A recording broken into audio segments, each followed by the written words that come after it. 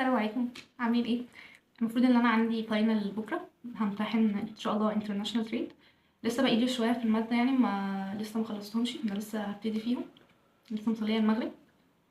والمفروض بقى ان انا لسه جايه ابتدي النهارده في يعني النهارده انا صحيت بدري، بعد كده ما كنتش قادره، كنت تعبانه فنمت. وعلى ما فقت بقى وبتاع، يعني انا لسه جايه دلوقتي اللي انا بسم الله نشوف الماده دي بتقول ايه. آمم، فبس يعني باوثّق اللحظات دي. في الفيديو اللي فات كنت باتكلم عن الجزء بتاع الPomodoro Technique، فتعالوا نجربه سوا في ليلة الامتحان. بما إن مش بتبقي كتير على العشا، فممكن مثلًا آخد من دلوقتي لحد العشا جلسة مذاكرة، وبعد كده آخد العشا كبريك، وبعد كده نرجع نكمل تاني، فيلا بينا.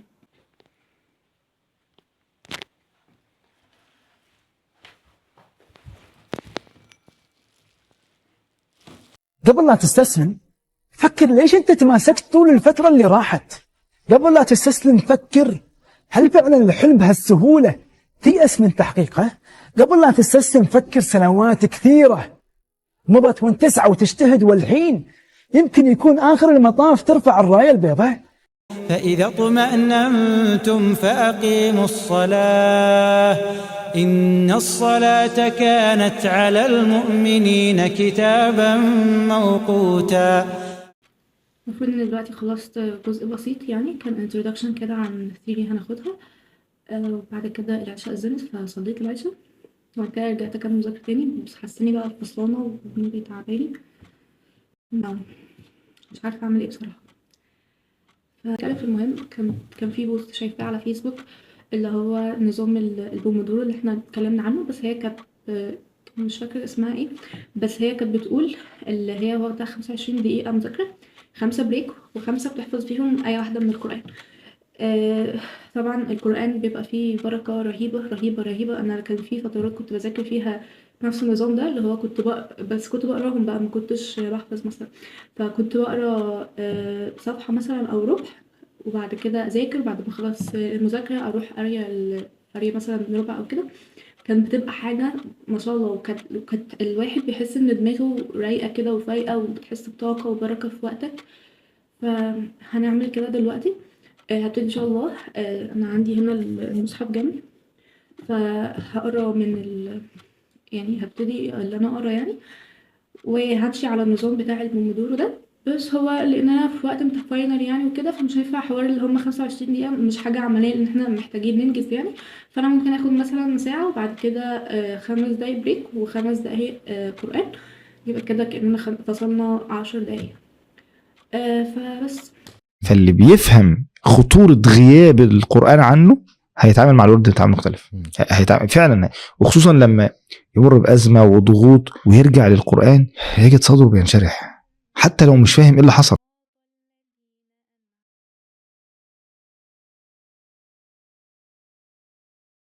خلصت دلوقتي المذاكرة بحالة تست بنك، وكان في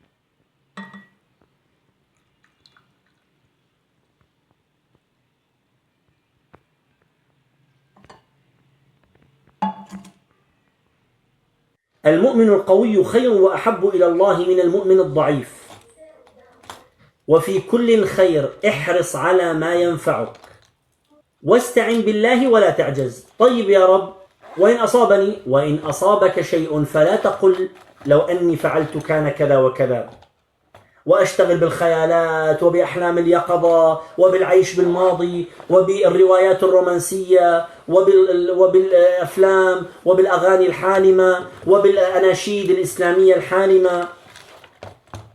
فلا تقل لو أني فعلت لكان كذا وكذا، ولكن قل قدر الله. الأمر في قدر الله، وسعي من قدر الله، ضعفي من قدر الله، وقوتي من قدر الله، إضاعة الوقت كانت من قدر الله، واغتنام الوقت القادم هو من قدر الله. ولكن قل قدر الله وما شاء فعل.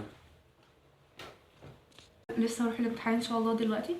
كنت بس حابه اتكلم في فكره العباده وقت الفاينل، وقت الزنقه، وقت الحاجات دي كلها. طب هل ان هو ده وقته؟ عشان المفروض بقى ان انا اركز على شغلي، واللي انا اذاكر، واللي انا اعمل اللي عليا، واسيب لي بقى من حوار الاذكار والقران ومش عارفه ايه. انتوا بتقولي امبارح ان انا اقرا قران في وسط المذاكره، انت كده هتضيعي لي وقتي.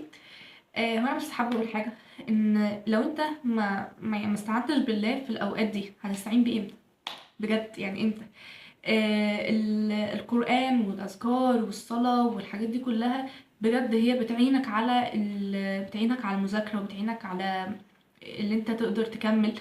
انا بس حابة افكرك بحاجة، اللي احنا جايين اصلا عشان نعبد ربنا، فبلاش تنشغل بامتحانك الاساسي في امتحان دنيا. يعني انت بتقولي ما ذاكرش، انا ما قلتش كده، انا قدامك امبارح كنت بذاكر. لكن انت ممكن تستغل، احنا مثلا دلوقتي في شهر رجب، فالحسنات فيه مضاعفه، فانت ممكن تستغل برضو الموضوع ده ان انت تكسب ثواب. تستغل اصلا وقت الزنقه ووقت الفاينل ده ان انت تدعي ربنا، ان انت تتوسل اليه، يا رب يا رب عليك توكلت، يا رب وفقني، يا رب كرمني. ربنا بيحب الدعاء، فدايما ندعيه، دايما نستعين بيه، لان احنا من غير مساعدته ومن غير عونه احنا ولا حاجه، ومش هنقدر نعمل اي حاجه. انت ما تفكرش ان انت تذاكر بشطارتك نهائي خالص، والله العظيم. انا امبارح كنت تعبانه اهوت، وكنت انا ما كنتش قادره اذاكر، بس اللي هو يا رب انا هحاول، يا رب انا هعمل المتاح بالنسبه لي، انا هعمل اللي عليا في حدود المتاح بالنسبه لي، ايا كان المتاح بالنسبه لي ده ايه. المتاح بالنسبه لي ده بقى كنت انا كويسه ما كنتش كويسه، بس انا هعمل. يعني سيده مريم، وهي لما ربنا كان بيقول لها ايه، وهزي اليك بجذع النخله. طب يا رب، دي واحده هتوضع دلوقتي، هل هي اللي هي قادره تعمل حاجه؟ خدي بالاسباب، بس خد بالاسباب، هزي بس هزي بس النخله، وربنا هيعمل لك اللي انت عاوزاه. بس هو الفكره كلها في ان انت تحاول وتستعين بالله وتعمل اللي انت تقدر عليه. انا برضو مش بدعي اللي هو اللي احنا يا جماعه انا رايح ادعي ذاكرولي والحوارات دي كلها، وان انا مش ما ذاكرش مثلا، ما اعملش اللي عليا وافضل ادعي وخلاص طول الليل. لا ده صح ولا ده صح. ذاكر واعمل اللي عليك. فبس كده، هكمل بقى الكلام بعد الامتحان ان شاء الله، عشان مضطره ان انا اسافر دلوقتي. بس سلام.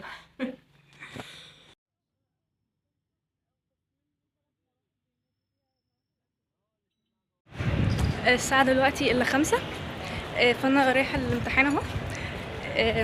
لأن أنا جنب الكلية على طول يعني، فأموت في التأخير. المهم أنا بقى في الامتحانات أنا ما بظهرش خالص، ولا بظهر قبل الامتحان ولا بظهر بعد الامتحان. يعني أنا ببقى رايحة على الوقت، وبعد الامتحان بخلص بصي كأن عليا طار، اللي هو بطلع أجري على طول عشان محدش يلحقني، مش عارفة ليه. فحتى أنا يعني أنا هختفي من الفيديو كمان حتى. فربنا يوفقنا ويعيننا ويكرمنا ان شاء الله بامتحان كويس. بس هذا خلق الله فأروني ماذا خلق الذين من دونه بل الظالمون في ضلال مبين. فاحنا المفروض كنا في الجزء الاول من الفيديو بنتكلم عن البومودورو تكنيك، وعملنا اوريدي جلسة مذاكرة، وخدنا 5 دقايق بريك، وعملنا وقرينا قرآن وزي الفل. ايه اهمية اصلا حوار البومودورو تكنيك ده، او ليه بنعمله عشان انت لما تيجي تذاكر، او لما تيجي تشتغل، او لما تيجي تعمل اي حاجة، مخك مش بيفضل بنفس التركيز طول الفترة دي. انت مثلا هتيجي تلاقي اول وقت من المذاكرة انتاجيتك كبيرة، بتفهم بتستوعب. بعد كده بعد اول نص ساعة مثلا ممكن تركيزك يبدأ يقل. الغلط اللي احنا بنعمله اللي احنا بنفضل مكملين، لا انا حاطط اللي انا هخلص الشابتر ده فانا لازم اخلصه. يا باشا ما انتش فاهم، لا انا هخلصه. اوقات بتحصل معانا كلنا، اللي انت مثلا انت خلاص وصلت من مادة معينة، انت مش فاهم فعلا فيها اي حاجة، الحل انك تسيبها خلاص، دماغك واقف. فساعد دماغك شوية. حوار البومودورو تكنيك حوار جامد جدا، وبيساعد في الانتاجيه. فباختصار ان انت بتبقى محدد جلسه 25 دقيقه، وبعد كده بتاخد 5 دقايق بريك، بعد كده 25 دقيقه، بعد كده 5 دقايق بريك، لمده مثلا 4 جلسات مثلا سواء بقى مذاكرة، سواء شغل، سواء شغل بيت، سواء أي حاجة بتعملها أو أي حاجة عاوز تنجزها ممكن تعمل لها بومودورو تكنيك. تخلص الحاجة المطلوبة منك، بعد كده تاخد 5 دقايق بريك من الحاجة دي، وبعد 4 جلسات يعني بتاخد بريك طويل اللي هو ربع ساعة. النظام ده مفيد في الإنتاجية وبيخليك مركز طول النص ساعة أو طول 25 دقيقة أو طول الوقت اللي انت عامله، وبعد كده بتفصل عن المذاكرة تماما، بتفصل عن الشغل تماما، بتعمل أي حاجة، وبعد كده ترجع تاني لمود المذاكرة، فدماغك يفضل بنفس التركيز. الحوار ده كنت سمعت ان هو ليه اضرار شوية، ان انت دماغك اللي هو خلاص انا جيت بدأت العجلة كده وهوب بدأت ورحت فاصل، وبدأت امشي تاني وبعد كده رحت فاصل. فالحل او الموازنة ما بين الموضوعين اللي احنا نخلي الفترة مش صغيرة قوي، مش لدرجة 25 دقيقة يعني. انت ممكن تبتديها 25 دقيقة في البداية وبعد كده تزودها ل 30 دقيقة، بعد كده 35، ممكن تاخدها ساعة. وبما اننا في وقت فاينل، وبما انك اصلا لو انت مش متعود على حوار البومودورو تكنيك، فتبقى حاجة كويسة ان انت تبتديها اصلا بحوار مثلا ساعة، 5 دقايق بريك، 5 دقايق قراية قرآن، وبعد كده نرجع نكمل تاني. بس اهم حاجة اللي احنا نبقى فاصلين نفسنا عن كل حاجة، ومش ورانا في الساعة دي غير اللي احنا نخلص الحاجة اللي قدامنا دي. احنا فاصلين الفون، لو احنا بنذاكر على الفون فاحنا لاغيين النوتيفيكيشنز، لاغيين الاشعارات، مفيش اي حاجة هتقاطعنا، مفيش اي مسج هتوصل لنا، ونبقى مركزين في الحاجة اللي احنا جايين عشان. فكده باختصار عن حوار البومودورو تكنيك. تاني حاجة كنت حابة اتكلم فيها هو اننا في رجب، ورجب ده احد اشهر الله الحرام اللي الحسنات فيها مضاعفة، فدي فرصة كبيرة جدا لمضاعفة الحسنات، وفرصة اللي احنا نبتدي فيها عادات صغيرة نستعد فيها لرمضان. طب انت جايه تستعد لرمضان في وقت فاينل؟ ترى ورانا فاينل، يعني جايه نستعد لرمضان دلوقتي؟ حبكت دلوقتي يعني نستعد لرمضان؟ طب انا هقولك، لو انت ما استعدتش لرمضان دلوقتي في رجب للحسنات فيه مضاعفة، في الوقت اللي انت مضغوط ومزنوق فيه بتقول له يا رب انا برغم كل ضغطتي وكل اللي انا فيه ده، انا بحاول في طريقك اهو، انا بحاول وجاي لك، ربنا اكيد هيعينك، والذين جاهدوا فينا لنهدينهم سبلنا. مش بقول لك صلي قيام ليل من اول العشاء لحد الفجر ومتذاكرش والكلام ده كله، لا، انت تذاكر وتعمل اللي عليك وتجتهد، وزي ما قلنا اللي انت توازن اصلا ما بين الدنيا وما بين الدين. انا مش هدفي دنيوي بحت، مادي بحت، ولا هدفي اللي انا افضل طول اليوم في المسجد بصلي. يعني كان في حديث تقريبا عن الرسول صلى الله عليه وسلم، انا مش عارفه نص الحديث يعني او الموقف، بس هو الموقف معناه يعني ان كان واحد بيشتغل والتاني قاعد طول اليوم في المسجد، فالرسول قال له ان ده افضل من ده، انت بتشتغل وبتعمل اللي عليك فانت خليفه في الارض، وفي نفس الوقت انت بتعبد ربنا وبتعمل الفروض والطاعات، فانت زي الفل، يعني يا ريت كلنا نبقى زيك. فاحنا ممكن نستغل الوقت ده اللي احنا نبدأ حاجة جديدة، عادة بسيطة صغيرة بتقربنا لربنا، وفي نفس الوقت مش هتشغلنا عن الفاينل وعن المذاكرة بتاعتنا. فأحب الأعمال إلى الله أدومها وإن قل. بما إننا كنا بنتكلم شوية عن القرآن وأهميته في حياتنا وأهميته في البركة بتاعة الوقت، والله أنا عاوزاك تجرب أصلا حوار القرآن ده في ما بين المذاكرة، بجد حاجة يعني تحفة. أنا مش قادرة أتكلم والله. يا رب يعني أرجع تاني. أنا برضو بصراحة وقفت بقالي كتير قوي، فأنا الفترة دي أصلا اللي أنا بحاول إن أنا أرجع تاني يعني، فأنا بشير أصلا الفيديوز، بشير أفكاري معاكم بحيث إن احنا كلنا نبتدي سوا. فاحنا هنبتدي بحاجة صغيرة جدا، وهو اللي احنا وهو إننا هنثبت لينا ورد قرآن يوميا، عادة بسيطة خدنا عليها ثواب، خدنا عليها حسنات. الحرف من القرآن بحسنة، والحسنة ب10 أمثالها، والله يضاعف لمن يشاء. لا أقول ألف لام ميم حرف، لا، ولكن ألف حرف ولام حرف وميم حرف. يعني إيه؟ يعني أنت لما تيجي تقرأ القرآن أنت بتستشعر أصلا معنى إن أنت ألف لام ميم، أنت بتاخد على الألف حرف، على الألف حسنة، واللام ده حرف فأنت بتاخد عليه حسنات، والميم ده برضو حرف فانت بتاخد عليه حسنات، وكل حسنة ب10 أمثالها، والله يضاعف لمن يشاء. غير اننا في شهر رجب، شهر الله حرام، فالحسنات مضاعفة. غير انت كمان اللي انت تنوي يا رب انا بتعبد ليك بالطاعة دي، الحاجة البسيطة قوي دي، ما بين المذاكرة بتاعتي، ما بين كل الضغط، كل الدوشة اللي انا فيها والضغط ده، انا جاي لك رب وبحاول. فتخيل ربنا انت رايح له اكيد مش هيردك. فدي هتبقى حاجة كويسة قوي لو احنا ابتدينا ورد قرآن بسيط. طيب، هنت صغيرة، ودي هتبقى كمقدمة لفيديو جاي ان شاء الله هنتكلم فيه عن العادات وكده. شوية نصايح على السريع عشان تلتزم بعادة معينة. واحنا هنقول دلوقتي ان الهدف بتاعنا اللي احنا هنبدأ ورد قرآن لينا لو صفحة في اليوم، أدومها وإن قل، أدومها وإن قل، أدومها وإن قل. يعني الأهمية في الاستمرارية، مش الأهمية في الكم الكبير. أنا هخلص القرآن كله في يوم واحد، مش بقول لك كده، أنا بقول لك صفحة يوميا. طيب ايه الحاجات اللي ممكن تساعدنا ان احنا نثبت العادة دي؟ اللي انت تحدد ميعاد معين. فانا مثلا هقرا الصفحة دي كل يوم بعد العصر، فانا وانس اللي انا صليت العصر هقرا الصفحة بتاعة القرآن. كمان انت تحدد كمية معينة وتخليها، بص خليها كمية صغيرة جدا، صفحة بس. انا مش انا لازم اقرا الصفحة دي. والله حبيت ازود وفي يوم ربنا فتحها عليك فانت ممكن تعملها، ما معرفتش فانت خلاص انت هتلتزم بالحاجة اللي انت مثبتها لنفسك اللي هي صفحة. وكمان لو في مكان فانت مثلا هتقول بعد العصر، فانا مثلا لو ولد بيروح المسجد فانا هصلي هصلي في العصر هصلي العصر في المسجد. هصلي العصر في المسجد وبعد كده هقرا ورد القرآن بتاعي. فانا كده حددت المكان وحددت الزمان وحددت كمان الكمية. وكمان ممكن تعمل تراكر في البلانر بتاعتك او جدول. هات ورقه بيضه حط فيها، اعمل جدول كده، قول اليوم والورد واعمل صح. بجد والله العظيم هي حركه تافهه بس تحفه، والله العظيم تحفه.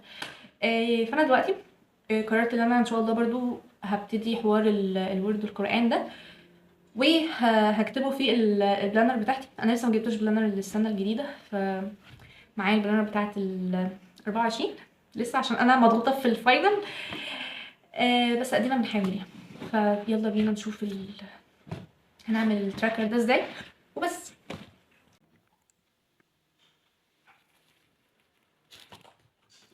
اللعبة الجميلة بتاعتنا هي خلصت، فاللي هيسأل بتخلص. هنعمل حاجة بدائية جدا. فهكتب مثلا هنا اليوم، وهعمل هنا العادة اللي انا حابة اتتبعها. فانا مثلا هقول ان انا هلتزم بصفحة ورد قرآن، صفحة يومية.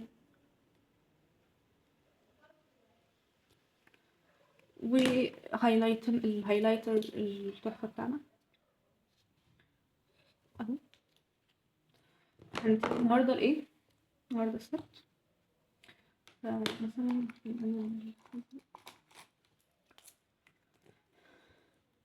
مش لازم بقى خط مثالي والحاجات دي كلها. انا بس بعمل حاجه للفيديو مثلا، بس انا بحب البرفكشنزم بصراحه. بس احنا وقت فاينل مش وقت اصلا الكلام ده، يعني انتوا ما بس انا بحب الحاجات دي. الثلاثاء مثلا، الاربعاء، الخميس. بعد كده هيبقى عامله بتاع بسيطه كده، تشيك بوكس لطيف جميل.